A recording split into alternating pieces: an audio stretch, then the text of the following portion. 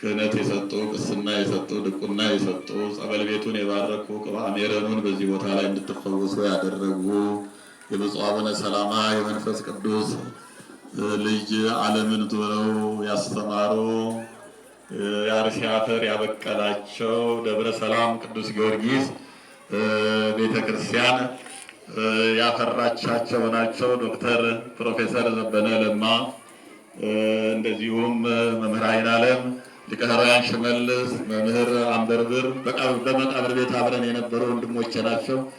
ዛሬ እኔ በእውነት ሙሽራ የመቀበል ያክል ነው ደስ ነው ያለኝና የአንድ ወር ፈቃዴንም አጠናቅቄ ወደ ሁለተኛ ወር በሚሄድበት የሁለተኛ ቀን ነውና የካባዱ ሕዝብ እንግዲህ በደይ ጥናት ድምፀወትን ሲሰማ በፍቅር ነው የሚጠበቀውና ዶክተር ፕሮፌሰር ዘበነ ለማ ብፁዕ አባታችንን ወስደው እዛ አሜሪካን ሀገር አሳክመው እዚህ ቦታ መጥተው ክህነት ሰጥተው አጥምቀዋቸው አድነዋቸው ጸበሉን እሳቸው ባርከው ነው እስካሁን ድረስ እየፈወሰ ያለና ያዳኑ ፈውሰው ደግሞ መልሰው ለአገልግሎት ያበቁ የደከሙትን አባት አንቅተው ለአገልግሎት ሕዝቡን እንዲባርኩ ያደረጉ ናቸው።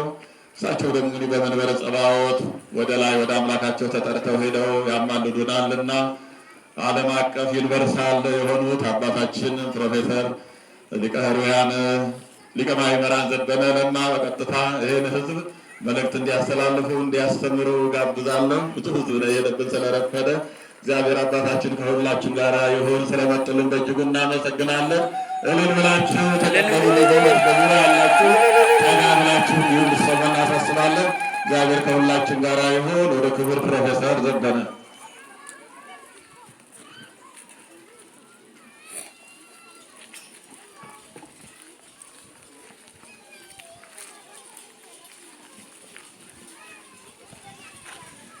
በስመ አብ ወወልድ ወመንፈስ ቅዱስ አሐዱ አምላክ አሜን። የተከበሩ መልአከ ምሕረት ቀሲስ ጸጋዬ ወርቄ የዚህ ታላቅ ደብር አስተዳዳሪ፣ አይንተ እግዚአብሔር መነኮሳት ወካህናት፣ አኀው ዲያቆናት፣ የቤተ ክርስቲያን ጌጦቿ ምዕመናን በጠቅላላ እንደምን አደራችሁ? እግዚአብሔር ይመስገን። እንደምን አደራችሁ? እንደምን አደራችሁ? አምላካችን እግዚአብሔር የተመሰገነ ይሁን። ቅዳሴው ተቀድሷል። ጣነ ሞገሩ መቅድሙ ሁሉ ከዛም መምህር አይነት ሁሉ የሚገባውን ትምህርት ሰጥተዋል። እኔ 10 ደቂቃ ብቻ ነው የምናገረው። ከሰዓቱ አኳያ የምናገረው 10 ደቂቃ ነው። ሌዋና ሌላ ቦታ ስለነበርኩ ነው ዘግይቼ የመጣሁት። ጥር ላይ ስመጣ ግን መልአከ ምሕረት ያው ታላቅ ወንድማችን ናቸው። አሁንም እንደው እዚህ ደርሼ ያሉበትን ለማየት ነው እንጂ ዛሬ መጣሁት ለማስተማር አይደለም። መልአከ ምሕረት 10 ደቂቃ ውስጥ ግን የአንድ ሰዓት ትምህርት ያህል ልሰጥ ስለምችል በዛ በ10 ደቂቃ ውስጥ አጭር ነገር እናገራለሁ። መምህራችን አባታችን መልአከ ምሕረት ቀሲስ ጸጋዬ የኛ ቀደምት ናቸው፣ በሁሉም ቀደምት ናቸው። ድሮ ገና በሕፃንነታችን ስንማር ቅዳሴውንም የአባ ሰላማን እንደዚሁ ደግሞ ውዳሴ ማርያሙን መልካ ኢየሱስ መልካ ማርያሙን እንደኛ ሕፃን ሆነን እየቀደሙ ስለምንሄድ መልአከ ምሕረትን አርአያ አድርገን ነው አሁን መምህር አይነት ሁሉ ዲያቆን አንበርብር እነሱን አርአያ አድርገን ነው ስናድግ የነበርነው። የኖርነው መቃብር ቤት ነው። እሱን ማውራት አያስፈልግም። ያው ጉባኤ ቤት ስለነበርን በድሎት ትምህርት አይገባም። በድሎት የሚገባ ትምህርት የለም። መራም መጠማት ያስፈልጋል እና ያ ሁሉ ነውና ስለዚህ ወንድሜን አባቴን አብረን የኖርነው መልአከ ምሕረት ለማየት ይህንን ቦታ ለመሳለም ብፁዕ አቡነ ሰላማ እዚህ ቦታ መጥተው ብዙ ጸሎት አድርገዋልና ለመድረስ እዚህ ካሉት አባቶቼ ካህናት ለመታየት ከወንድሞቼ ዲያቆናት ለመታየት ስለሆነ 10 ደቂቃውን አይጨምርም ይሄ። ስለዚህ የመጣሁት ለዚህ ነው። ስለዚህ 10 ደቂቃ ወደዚህ ስለምትመጡ አርኑ ተብሏል አልተባለም። ስለዚህ ሁላችሁም እዚህ ጋር መጣችሁ አንዴ መጣችኋል ጥላችሁን ይዛችሁ ነው እንደ ታቦት ፊት ለፊት እዚህ ጋር ቆሙና 10 ደቂቃ ከዛ አንድ ዝማሬ ዘምረን እናበቃለን። 10 ደቂቃ ይበዛባችኋል? አይበዛም። ከዛ አርኑ ተብላችሁ ትሰናበታላችሁ። ክብር ምስጋና ይግባው። ከዳርና ከዳር ያላችሁ ኑ እዚህ ጋር ኑ። 10 ደቂቃ መጠለያ ውስጥም ያላችሁ እንግዲህ ፀሐይ ጥሩ ነው። በነገራችን ላይ ሲበዛ ነው ጥሩ ያልሆነው እንጂ ፀሐይ ጥሩ ነው። ስዊድን ሀገር ስካንዲኔቪያን ካንትሪስ ብትኖሩ ሁላችሁም ቫይታሚን ዲ ትወስዳላችሁ። ለምን ነው ቫይታሚን ዲ የሚወስዱት? ፀሐይ ስለሌለ። ኢትዮጵያ ውስጥ ግን ያ የለም። አሁን የምነግራችሁ በ10 ደቂቃ ውስጥ አዲስ ሰማይ አዲስ ምድር እና ሙሽሪት። ዛሬ ትልቁ ነገር ከመስከረም መጨረሻው እስከ ጥቅምት 2 ድረስ ያለው ስርዓት የሚነገረው ቤተክርስቲያናችን እሱ ነው። ስለዚህ ዮሐንስ ራእይ ምዕራፍ 21 ቁጥር 1 ላይ ያለው ቃል ምን ይላል? ዮሐንስ ራእይ ምዕራፍ 1 ቁጥር 1 ወእምዝ ርኢኩ ሰማየ ሐዲሰ ወምድረ ሐዳሰ ይላል።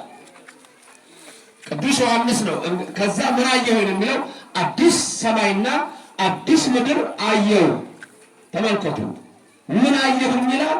ሰማየ ሐዲሰ ወምድረ ሐዳሰ። አዲስ ሰማይና አዲስ ምድር አየሁ። ምን ማለት ነው? አዲስ ሰማይና አዲስ ምድር። ይሄ ሰማይ አለ አይደለም ወይ? እቺስ ምድር አለች አይደለም ወይ? ከዛ ይቀጥልና ምን ይላል? አዲስ አየሁ። አዲስ ሰማይ አዲስ ምድር ብቻ አይደለም፣ እስመሰሰለ ሰማይ ቀዳማዊ ነው። ያ ቀዳማዊ የሆነው ሰማይ አለፈ፣ ወምድርኒ ቀዳሚት፣ እችም ቀዳሚት የሆነችው ምድር አለፈች ይላል። አሁን እዚህ ጋር ማስተዋል ያለባችሁ የመጀመሪያው የመጽሐፍ ቅዱስ ክፍል ምንድን ነው የሚለው? የመጀመሪያው መጽሐፍ ቅዱስ ክፍል ዘፍጥረት ምዕራፍ 1 ቁጥር 1 እንዲህ ይላል፣ በቀዳሚ ገብረ እግዚአብሔር ሰማየ ወምድረ ይላል። በቀዳሚ በመጀመሪያ እግዚአብሔር ሰማይና ምድርን ፈጠረ ሲል ለፍጥረት ነው። መጀመሪያነቱ ቀዳማዊነቱ ለፍጥረት ነው። ከፍጥረት ሁሉ መጀመሪያ ሰማይና ምድርን ፈጠረ፣ አራቱን ባህርያት ፈጠረ ሲል ነው ኦሪት ዘፍጥረት ምዕራፍ 1 ቁጥር 1 ላይ። ታዲያ ዛሬ በኢትዮጵያ ኦርቶዶክስ ተዋሕዶ ቤተክርስቲያን ውስጥ በጠቅላላ በተለይ ንፍቆ ዲያቆን ይህንን ያነበበው አይደል? ዛሬ ራእይ 21 ላይ ያነበበው። ስለዚህ ምንድነው ወእምዝ ርኢኩ ሰማየ ሐዲሰ ወምድረ ሐዳሰ? ምንድነው አዲስ ሰማይ አዲስ ምድር? ዘፍጥረት ምዕራፍ 1 ቁጥር 1 ላይ ሰማይና ምድርን ፈጠረ የለም ወይ? ሌላ ግን አንድ ትንቢት አለ። ትንቢቱ ደግሞ ያለው ኢሳይያስ 65 ቁጥር 17 እስከ 19 ነው። ኢሳይያስ 65 ከቁጥር 17 እስከ 19 ምንድነው የሚለው? አዲስ ሰማይ አዲስ ምድር እፈጥራለሁ፣ ኢየሩሳሌም ሐሴት ታደርጋለች፣ ይህም ደግሞ ለሰው ልጆች የሆነ ነው ይላል። ክብርና ምስጋና ለሥላሴ ይሁን።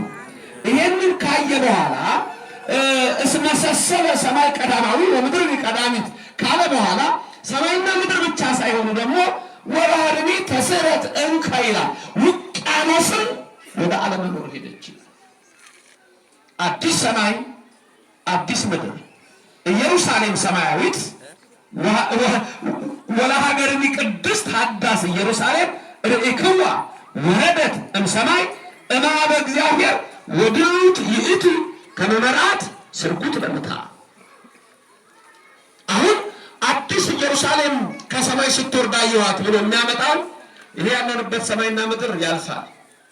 ስንት ሰማይ ነው ያለው? ስንት ሰማያት አሉ? 7። ስንት የምድር አካላት አሉ? 4። መጀመሪያ ሲጽፍ ራሱ ኦሪት ዘፍጥረት ላይ ሰን ሲጽፍ በየትኛው ሰን እንደሚጻፍ ሰማይ በሰባተኛው ሰን የሚጻፈው 7 ሰማያት። ምድር ደግሞ 4 ናት። ሰማይ ስንጽፍ ዝም ብሎ በንጉሱ ሳንጽፍም በሰዓቱ ሰን የምንጽፈው ያ ምንድነው? ራሱ የኢትዮጵያ ኦርቶዶክስ ቤተክርስቲያን ትምህርቱ ስዕሉን ሁሉ ነው የሚያሳያችሁ። ስለዚህ አዲስ ሰማይ አዲስ ምድር እፈጥራለሁ አለ እግዚአብሔር። ምን ማለት ነው? ይሄን ጸሎት ትላላችሁ እንዴ? እስቲ ላስብላችሁ። ትልቅ አንድ ጸሎት አለ የልብ አምላክ ዳዊት። ልብ አምላክ የተባለው ራሱ በዚህ የተነሳ ከኔ ቀጥላችሁ ተናገሩ። ልበ ንጹሐ ፍጥር ሊተ እግዚኦ። ልበ ንጹሐ ፍጥር ሊተ እግዚኦ መንፈሰ አዲስ ውስተ ከርሥየ ይላል። አዲስ ልብ ፍጠርልኝ። እግዚአብሔር ልብ ሲፈጥር ይኖራል። ቀድሞ ፈጥሮ የለም እንዴ? ምን ማለት ነው ዳዊት? አዲስ ልብ ፍጠርልኝ። ምን አይነት ልብ ፍጠርልኝ? ምን አይነት ልብ? እግዚአብሔር አዲስ ልብ ይስጣችሁ። ምን ማለት መሰላችሁ? የማይታወቅ የማይጨነቅ የማይፈራ እግዚአብሔርን የሚያምን እንደተናገረው ልብ አምላክ ዳዊት ያ ልብ ስላለው እኮ ነው። ወኩል ከመ አንበሳ የተባለው እኮ ነው። ያ ልብ ስላለው እኮ ነው ዳዊት እግዚአብሔር ያበርህልኝ ምንትኑ ያፈራህኒ፣ እግዚአብሔር ምእመና ለሕይወቴ ምንትኑ ያደነግጸኒ፣ ምን ያስፈራኛል? የዚያ ጌታ ልጅ ይላል። ከኔ ቀጥላው ተናገሩ። እግዚአብሔር ብርሃንና መድኃኒቴ ነው። እግዚአብሔር አማርኛ መጣ ነው እንጂ ግዕዙ ያበርህልኝ ነው የሚለው። አማርኛው ግን እግዚአብሔር ብርሃኔና መድኃኒቴ ነው። ግዕዙ ግን ያበራልኛል ነው። በቃ ሁል ጊዜ ያበርህ ሊተ ነው። ምንትኑ ያደነግጸኒ ነው። ምእመና ለሕይወቴ ያለ ምንትኑ ያፈራሃኒ ምንም የሚያስፈራኝ የለም ይላል። እስቲ ተናገሩ። ምንም የሚያስፈራኝ የለም። ኃይል ይስጣችሁ፣ ብርታት ይስጣችሁ፣ ጥንካሬ ይስጣችሁ፣ ለእጃችሁ በረከት ሀብት ይስጣችሁ፣ የምትረግጡትን ያስማርክላችሁ፣ የሚያስጨንቃችሁን ከእግራችሁ በታች ይጣል። ሕይወታችሁ የተባረከ ይሁን። በዚህ የኑሮ ውድነት የእግዚአብሔር እጅ በቤታችሁ ይግባ። ሕይወታችሁ የተባረከ፣ ትዳር የሌላችሁ የተባረከ ትዳር ይስጣችሁ። ትዳር ያላችሁ የሰመረ ትዳር ያድርግላችሁ። ከትንሽ ተነስታችሁ እግዚአብሔር ሰማይ የሚደርስ ተራራ ላይ ያድርጋችሁ። ይችላል እግዚአብሔር፣ ያደርጋል እግዚአብሔር። ቤታችሁን በበረከት ይምላላችሁ እግዚአብሔር። ምእመና ለሕይወት የምንትኑ ያደነግጸኒ ለሥጋ ለነፍሴ እግዚአብሔር አለልኝ የሚያስፈራኝ የለም ይላል። ስሙ ለዘላለም ምስጉን ይሁንልን። ቅዱሳን አምላክ እግዚአብሔር የተመሰገነ ይሁንልን። አዲስ ሰማይ አዲስ ምድር ሙሽራይቱ ድሉት የሆነች የተዘጋጀችው ዘወረደት ሰማይ ከእግዚአብሔር ያላት እቺ አዲስ ሰማይ አዲስ ምድር ዮሐንስ ባለ ራእዩ በረከቱ ይደርብን። ወእምዝርኢኩ ሰማይ ሐዲሰ ተመልከቱ፣ ወምድረ ሐዳስ አየው ተመለከቱ። ከዛ በኋላ ምን ይላል? እነሆ ሁሉም አለፉ ነው የሚለው። ሰሰለ ሰማይ ቀዳማዊ ወምድርኒ ቀዳሚት። ሁሉም አለፉና ወባህሩን ተስዕረት እንከ ውቅያኖስም ወደማይሆን ሄደች። የዛን ጊዜ ይላል የቀደመው ሰማይ የቀደመው ምድር ሲያልፍ የዛን ጊዜ ወለሀገርኒ ቅድስት አዳስ ኢየሩሳሌም ርኢክዋ አየኋት። አዲሲቱን ኢየሩሳሌም አየኋት። እንዴት ነው ያያት ሲነግረን ይላል ወረደት ሰማይ ማለ እግዚአብሔር ወድሉት ይእቲ ከመመራት ስርጉት ለመታ በቃ የተዘጋጀች ሆና አየኋት። ትምህርት ያላጠቃል። አዲስ ሰማይ አዲስ ምድር ሰማያዊት ኢየሩሳሌም ናት። የምትወርደው ለኔና ለእናንተ። ይህን ሰማይና ምድር ያልፋል። ጌታ ተናግሯል። ሰማይ ወምድር ያልፍ ወቃልየሰ ያልፍ። ሰማይና ምድር ያልፋል፣ ቃሌ ግን አያልፍም። እኛስ አናልፍም። እግዚአብሔር አዲስ ሰማይ አዲስ ምድር ያላትን ኢየሩሳሌም ለምን አዲስ ሰማይ አዲስ ምድር አላት? ስላልታየች። እኛ ፍታት ስንፈታ መስተብቋል የሙታን እዛ ላይ ሁሉ የምንለው እችን አዲስ ሰማይና አዲስ ምድር በሰው ዓይን ያልታየች በሰው ጆሮም ተነግራ ያልተሰማች ያልተገለጸች ስዑር ለምለም የሆነች እንላታለን። እዛ አሳርፍልን እያልን ነው። ስለሞቱ ዘመዶቻችን ሁሉ የጸለይ ነው። እዛ አሳርፍልን አለ። ነፍስ ሄዳ ገነት ታርፋለች። ጌታ ሲመጣች መንግስተ ሰማያት ሙሽራይቱ ትመጣለች። የዛ መንግስት ወራሾች ያድርገን። ክብር ምስጋና ይግባው። ከግራ ቁመት ይሰውራችሁ፣ ከነፍስ ስደት ይሰውራችሁ፣ ለቀኝ ቁመት ያብቃችሁ፣ ለመንግስተ ሰማያት ያብቃችሁ። ይችላል እግዚአብሔር። ስሙ የተመሰገነ ይሁንልን። ሁላችንም የመንግስት ወራሾች ያድርገን። አዲስ ሰማይ አዲስ ምድር ርኢኳ ኢየሩሳሌምን አየኋት ስትወርድ አለ። ኢየሩሳሌም አዲስ ምድር አዲስ ሰማይ አንድ መለኮትና ትስብእት ተዋሃዱ። ተመልከቱ፣ ሚስጥሩ በጣም ረቂቅ ነው። ቅድም እንዳልኳችሁ መለኮትና ትስብእት ተዋሃዱ። መለኮትና ትስብእት ቢዋሃዱ የዛን ጊዜ እስመሰሰለ ሰማይ ቀዳማዊ ወምድርኒ ቀዳሚት ብሎ ወባህርኒ ተስዕረት እንከ ብሎ የሚያመጣው ምንድን ነው? ሁለት ባህርያት መሆኑ ቀረና አንድ ባህሪ ሆነ፣ ተሰሰለ።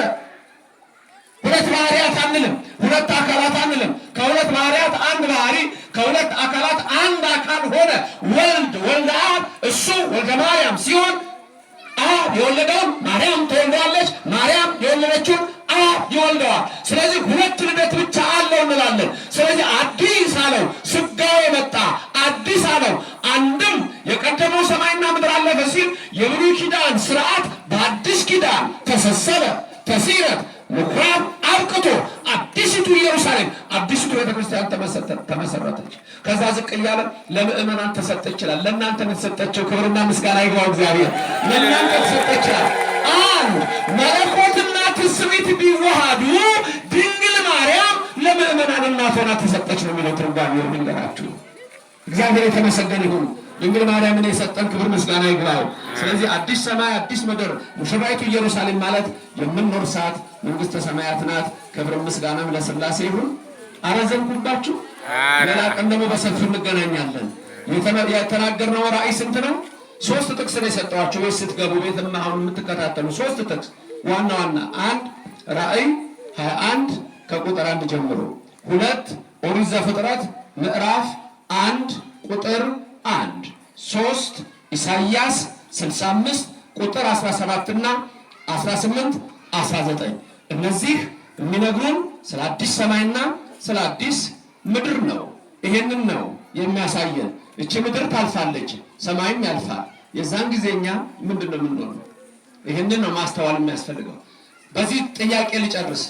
አንድ ዛፍ ከተቆረጠ በኋላ አንድ ቦታ ታዩታላችሁ። ከተቆረጠ በኋላ አንድ ምሳሌ ነው የምነግራችሁ። አንድ ዛፍ ለምሳሌ ትልቅ ዛፍ እዛ ጋር ቢኖር ቢቆረጥ ያን ዛፍ ታዩታላችሁ። ከዛ በኋላ ከተቆረጠ በኋላ አታዩ።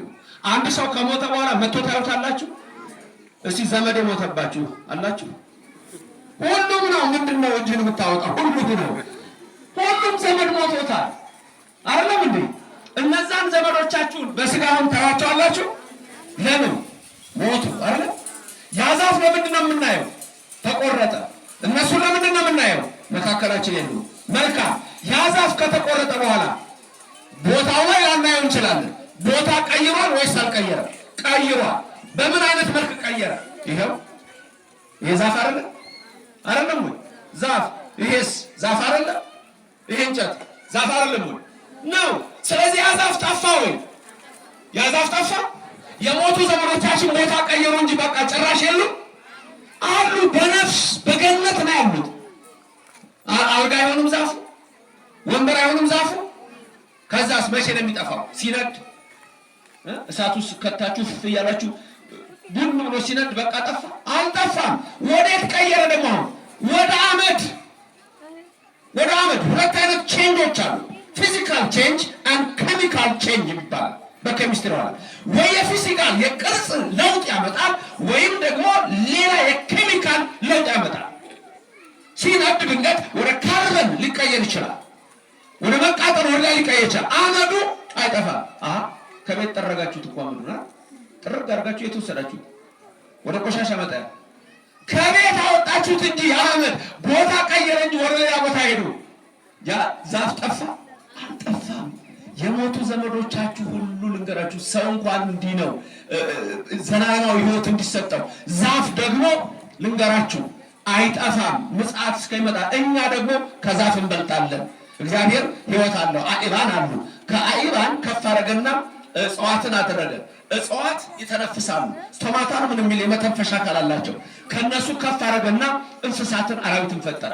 እንስሳት አራዊት ደግሞ ደመ ነፍስ አላቸው። ሰው ሲፈጥረው ግን አከበረና ነባቢት ነፍስ ሰጠው ይላል። እንዲህ አድርጎ የፈጠረን እግዚአብሔር ክብር ምስጋና ይግባው። ነባቢት ነፍስ ሰጠው። እቺ ነፍስ ሕያውና ወደ እግዚአብሔር ነው የምትሄደው። ስለዚህ አዲሲቱ ሰማይና አዲሲቱ ምድር ስትመጣ ሁላችንም ከመቃብር እንነሳለን። ክብርና ምስጋና ይግባው። ስሙ የተመሰገነ ይሁን። አዲሲቱን ሰማይ አዲሲቱን ምድር የሚሰጠን እግዚአብሔር ከዘላለም እስከ ዘላለም ለስም አጠራሩ ክብር ምስጋና ይግባው።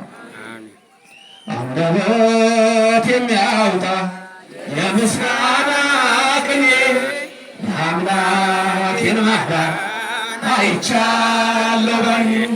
በገባኦን ሰማይ ሰማይ ያቆመ ዛሬም ጎብኝቶኛል እየደጋገመ። አንደበት የሚያወጣ የምስጋና ቅኔ የአምላኬን ማዳን አይቻለሁ ባይኔ። በገባኦን ሰማይ ፀሐይን ያቆመ ዛሬም ጎብኝቶኛል እየደጋገመ። ወጥመድ ተሰበረ ከኃጢአት ፍላጻ ከሞት አተረፈኝ። የአናብስቱን አፍ በኃይሉ የዘጋ ይኖራል ከእኛ ጋር። አንደበት የሚያወጣ የምስጋና ቅኔ የአምላኬን ማዳን አይቻለሁ ባይኔ። በገባኦን ሰማይ ፀሐይን ያቆመ ዛሬም ጎብኝቶኛል እየደጋገመ።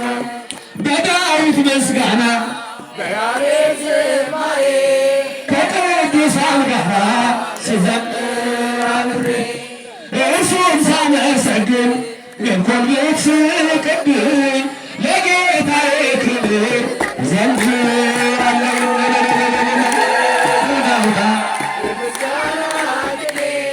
አምላኬን ማዳን አይቻለሁ ባይኔ በገባዖን ሰማይ ፀሐይን ያቆመ ዛሬም ጎብኝቶኛል እየደጋገመ ነበልባል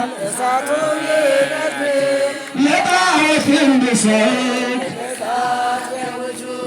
ሁሉም ቢተወኝ ቢጠላኝም ዓለም ጽናት ይሆነኛል ጌታ መድኃኔዓለም።